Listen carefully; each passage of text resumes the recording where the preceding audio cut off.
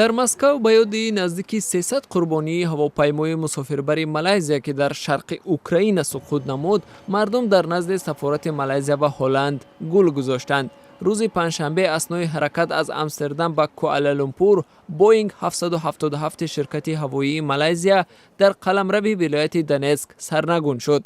مفتشان از احتمال دور نمی‌دانند که هواپیما در منطقه زیر نظارت جدایی خواهان رو به مسکو هدفی مشهق قرار گرفته است. در کابل تفتیش ورقه‌های رای انتخابات پرزیدنت افغانستان به کندی پیش می‌رود. دو داوطلب کرسی پرزیدنت افغانستان عبدالله و اشرف غنی موافقت کردند که ورقه‌ها را 100 دسته تفتیش کنند.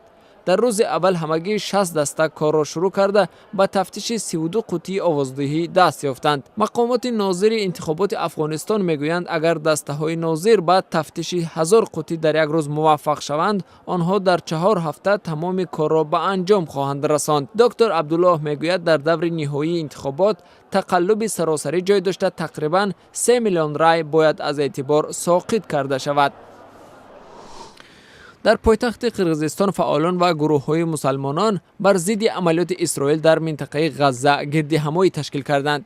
اعتراضگران که شماره‌شان تخمیناً به 100 نفر برابر بود، از پرزیدنت کشور الماسبک اوتانبویف درخواست نمودند که بر ضد این حمله اظهارات پخش کند. اسرائیل میگوید هدفش از عملیات در منطقه غزه قطع حمله‌های جنگجویان سازمان حماس است که در غزه پایگاه دارند. همین گونه اعتراض در شهر شمال و غربی پشاور پاکستان دایر شد. اشتراک کنندگان به اتحاد تمام مسلمانان دعوت نموده حمله اسرائیل بالای غزه را محکوم کردند.